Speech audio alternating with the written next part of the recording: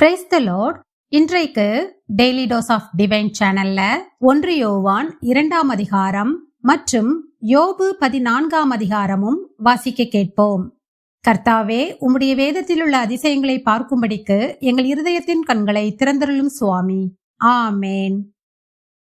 1 யோவான் 2ஆம் அதிகாரம். என் பிள்ளைகளே, நீங்கள் பாவம் செய்யாதபடிக்கு இவைகளை உங்களுக்கு எழுதுகிறேன். ஒருவன் பாவம் செய்வானானால் நீதிபரராயிருக்கிற இயேசு கிறிஸ்து நமக்காக பிதாவினிடத்தில் பரிந்து பேசுகிறவராயிருக்கிறார். நம்முடைய பாவங்களை நிவிர்த்தி செய்கிற கிருபாதார பலி அவரே. நம்முடைய பாவங்களை மாத்திரம் அல்ல, சர்வலோகத்தின் பாவங்களையும் நிவிர்த்தி செய்கிற பலியாயிருக்கிறார். அவருடைய கற்பனைகளை நாம் கை கொள்ளுகிறவர்களானால் அவரை அறிந்திருக்கிறோம் என்பதை அதனால் அறிவோம். அவரை அறிந்திருக்கிறேன் என்று சொல்லியும் அவருடைய கற்பனைகளை கை கொள்ளாதவன் பொய்யனாயிருக்கிறான், அவனுக்குள் சத்தியமில்லை. அவருடைய வசனத்தை கை கொள்ளுகிறவனிடத்தில் தேவ அன்பு மெய்யாக பூரணப்பட்டிருக்கும். நாம் அவருக்குள் இருக்கிறோம் என்பதை அதனாலே அறிந்திருக்கிறோம். அவருக்குள் நிலைத்திருக்கிறேன் என்று சொல்லுகிறவன் அவர் நடந்தபடியே தானும் நடக்க வேண்டும். சகோதரரே, நான் உங்களுக்கு புதிய கற்பனையை அல்ல, ஆதி முதல் நீங்கள் பெற்றிருக்கிற பழைய கற்பனையையே எழுதுகிறேன். அந்த பழைய கற்பனை நீங்கள் ஆதி முதல் கேட்டிருக்கிற வசனந்தானே. மேலும் நான் புதிய கற்பனையையும் உங்களுக்கு எழுதுகிறேன். இது அவருக்குள்ளும் உங்களுக்குள்ளும் மெய்யாயிருக்கிறது. ஏனென்றால் இருள் நீங்கி போகிறது, மெய்யான ஒளி இப்பொழுது பிரகாசிக்கிறது. ஒளியிலே இருக்கிறேன் என்று சொல்லியும் தன் சகோதரனை பகைக்கிறவன் இதுவரைக்கும் இருளிலே இருக்கிறான்.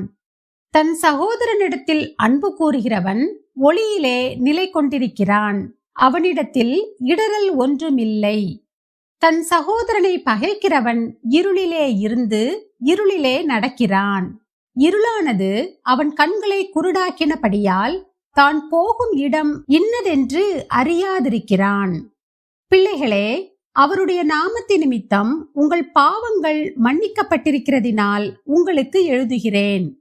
பிதாக்களே, ஆதி முதல் இருக்கிறவரை நீங்கள் அறிந்திருக்கிறதினால் உங்களுக்கு எழுதுகிறேன். வாலிபரே, பொல்லாங்கனை நீங்கள் ஜெயித்ததினால் உங்களுக்கு எழுதுகிறேன். பிள்ளைகளே, நீங்கள் பிதாவை அறிந்திருக்கிறதினால் உங்களுக்கு எழுதுகிறேன். பிதாக்களே, ஆதி முதல் இருக்கிறவரை நீங்கள் அறிந்திருக்கிறதினால் உங்களுக்கு எழுதியிருக்கிறேன். வாலிபரே, நீங்கள் பலவான்களா இருக்கிறதினாலும் தேவ வசனம் உங்களில் நிலைத்திருக்கிறதினாலும் நீங்கள் பொல்லாங்கனை ஜெயித்ததினாலும் உங்களுக்கு எழுதியிருக்கிறேன். உலகத்திலும் உலகத்தில் உள்ளவைகளிலும் அன்பு கூறாதிருங்கள். ஒருவன் உலகத்தில் அன்பு கூர்ந்தால் அவனிடத்தில் பிதாவின் அன்பில்லை. ஏனெனில் மாம்சத்தின் இச்சையும் கண்களின் இச்சையும் ஜீவனத்தின் பெருமையுமாகிய உலகத்தில் உள்ளவைகளெல்லாம் பிதாவினால் உண்டானவைகள் அல்ல, அவைகள் உலகத்தினால் உண்டானவைகள். உலகமும் அதன் இச்சையும் ஒளிந்து போம். தேவனுடைய சித்தத்தின்படி செய்கிறவனோ என்றென்றைக்கும் நிலைத்திருப்பான். பிள்ளைகளே, இது கடைசி காலமாயிருக்கிறது. அந்தி கிறிஸ்து வருகிறான் என்று நீங்கள் கேள்விப்பட்டபடி இப்பொழுதும் அநேக அந்தி கிறிஸ்துகள் இருக்கிறார்கள். அதனாலே இது கடைசி காலம் என்று அறிகிறோம். அவர்கள் நம்மை விட்டு பிரிந்து போனார்கள், ஆகிலும் அவர்கள் நம்முடையவர்களாயிருக்கவில்லை. நம்முடையவர்களாயிருந்தார்களானால் நம்முடனே நிலைத்திருப்பார்களே. எல்லாரும் நம்முடையவர்கள் அல்லவென்று வெளியாகும்படிக்கே பிரிந்து போனார்கள். நீங்கள் பரிசுத்தராலே அபிஷேகம் பெற்று சகலத்தையும் அறிந்திருக்கிறீர்கள். சத்தியத்தை நீங்கள் அறியாததினால் அல்ல, நீங்கள் சத்தியத்தை அறிந்திருக்கிறதினாலும் சத்தியத்தினால் ஒரு பொய்யும் உண்டாயிராதென்பதை நீங்கள் அறிந்திருக்கிறதினாலும் உங்களுக்கு எழுதியிருக்கிறேன். இயேசுவை கிறிஸ்து அல்ல என்று மறுதலிக்கிறவனே அல்லாமல் வேறே யார் பொய்யன்? பிதாவையும் குமாரனையும் மறுதலிக்கிறவனே அந்தி கிறிஸ்து. குமாரனை மறுதலிக்கிறவன் பிதாவை உடையவன் அல்ல, குமாரனை அறிக்கையிடுகிறவன் பிதாவையும் உடையவனாயிருக்கிறான். ஆகையால் ஆதி முதல் நீங்கள் கேள்விப்பட்டது உங்களில் நிலைத்திருக்க கடவது. ஆதி முதல் நீங்கள் கேள்விப்பட்டது உங்களில் நிலைத்திருந்தால் நீங்களும் குமாரனிலும் பிதாவிலும் நிலைத்திருப்பீர்கள். நித்திய ஜீவனை அளிப்பேன் என்பதே அவர் நமக்கு செய்த வாக்குத்தத்தம். உங்களை வஞ்சிக்கிறவர்களை குறித்து இவைகளை உங்களுக்கு எழுதியிருக்கிறேன். நீங்கள் அவராலே பெற்ற அபிஷேகம் உங்களில் நிலைத்திருக்கிறது. ஒருவரும் உங்களுக்கு போதிக்க வேண்டுவதில்லை. அந்த அபிஷேகம் சகலத்தையும் குறித்து உங்களுக்கு போதிக்கிறது. அது சத்தியமாயிருக்கிறது, பொய் அல்ல. அது உங்களுக்கு போதித்தபடியே அவரில் நிலைத்திருப்பீர்களாக. இப்படி இருக்க பிள்ளைகளே, அவர் வெளிப்படும் போது நாம் அவர் வருகையில் அவருக்கு முன்பாக வெட்கப்பட்டு போகாமல் தைரியமுள்ளவர்களாயிருக்கும்படிக்கு அவரில் நிலைத்திருங்கள்.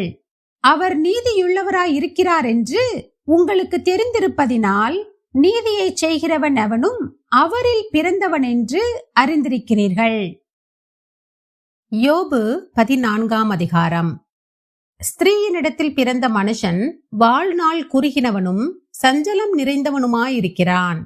அவன் பூவை போல பூத்து அறுப்புண்கிறான், நிழலைப் போல நிலை நிற்காமல் ஓடி போகிறான்.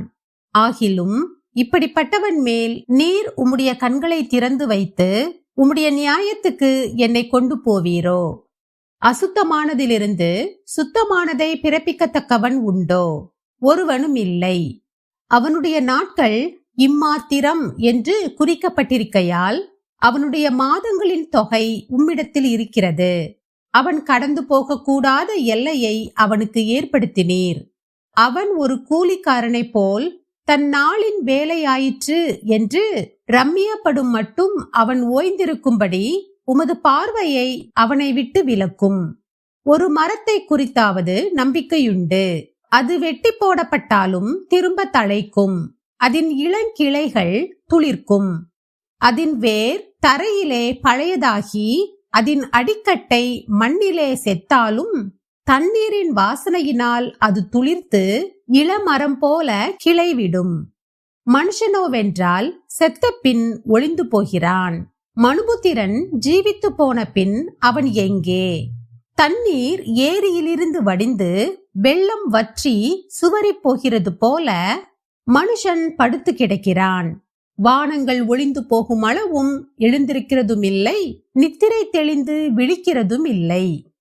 நீர் என்னை பாதாளத்தில் ஒளித்து உமது கோபம் தீரும் மட்டும் என்னை மறைத்து என்னை திரும்ப நினைக்கும்படிக்கு எனக்கு ஒரு காலத்தை குறித்தால் நலமாயிருக்கும். மனுஷன் செத்த பின் பிழைப்பானோ? எனக்கு மாறுதல் எப்போது வரும் என்று எனக்கு குறிக்கப்பட்ட போராட்டத்தின் நாளெல்லாம் நான் காத்திருக்கிறேன். என்னை கூப்பிடும், அப்பொழுது நான் உமக்கு உத்தரவு சொல்லுவேன். உமது கைகளின் கிரியையின் மேல் விருப்பம் வைப்பீராக. இப்பொழுது என் நடைகளை எண்ணுகிறீர்.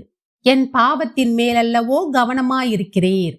என் மீறுதல் ஒரு கட்டாக கட்டப்பட்டு முத்திரை போடப்பட்டிருக்கிறது. என் அக்கிரமத்தை ஒருமிக்க சேர்த்தீர். மலை முதலாய் விழுந்து கரைந்து போம். கண்மலை தன் இடத்தை விட்டு பேர்ந்து போம். தண்ணீர் கற்களை குடையும். ஜலப்பிரவாகம் பூமியின் தூளில் முளைத்ததை மூடும். அப்படியே மனுஷன் கொண்டிருக்கும் நம்பிக்கையை அழிக்கிறீர். நீர் என்றைக்கும் அவனை பலனாய் நெருக்குகிறதினால் அவன் போய்விடுகிறான். அவன் முக ரூபத்தை மாற பண்ணி அவனை அனுப்பிவிடுகிறீர். அவன் பிள்ளைகள் கனமடைந்தாலும் அவன் உணரான். அவர்கள் சிறுமைப்பட்டாலும் அவர்களை கவனியான். அவன் மாம்சம் அவனில் இருக்கும் அளவும் அதற்கு நோவிருக்கும். அவன் ஆத்துமா அவனுக்கு உள்ளிருக்கும் மட்டும் அதற்கு துக்கமுண்டு என்றான். நாம் ஜெபிப்போம். அன்பின் பரலோக பிதாவே, இந்த அருமையான காலை வேளையை தந்ததற்காக உமக்கு நன்றி ஏசப்பா. உலகமும் அதன் இச்சையும் ஒளிந்து போம், தேவனுடைய சித்தத்தின்படி செய்கிறவனோ என்றென்றைக்கும் நிலைத்திருப்பான் என்று சொல்லப்பட்டிருக்கிறது போல நாங்களும் என்றைக்கும் உம்முடைய சித்தத்தின்படி செய்து உம்முடைய சித்தத்தின்படி நடந்து கொள்ள எங்களுக்கு கற்றுத்தர வேண்டுமாறு ஜெபிக்கிறேன் அப்பா. எங்களை தாழ்த்தி உம்முடைய பாதத்திலே ஒப்பு கொடுக்கிறோம் அப்பா. நீர்தாமே எங்கள் ஒவ்வொருவரையும் உம்முடைய சித்தத்தின்படி வழி நடத்தும். எங்கள் சொல்லும் செயலும் எப்பொழுதும் உமக்கு பிரியமுள்ளதாயிருக்கட்டும். மீதியான நேரம் ஒவ்வொன்றையும் நீங்க பொறுப்படுத்திக் கொள்ளுங்க, வழி நடத்துங்க, ஆசீர்வதிங்க. இயேசு கிறிஸ்து மூலமாக ஜெபம் கேளும் எங்கள் ஜீவனுள்ள நல்ல பிதாவே, ஆமேன். என் ஆத்துமாவே கர்த்தரை ஸ்தோத்திரி, என் முழு உள்ளமே அவருடைய பரிசுத்த நாமத்தை ஸ்தோத்திரி. என் ஆத்துமாவே கர்த்தரை ஸ்தோத்திரி, கர்த்தர் செய்த சகல உபகாரங்களையும் மறவாதே. ஆமேன், ஆமேன். நாம் அடுத்த நாள் வேத வாசிப்பில் சந்திப்போம். God bless you.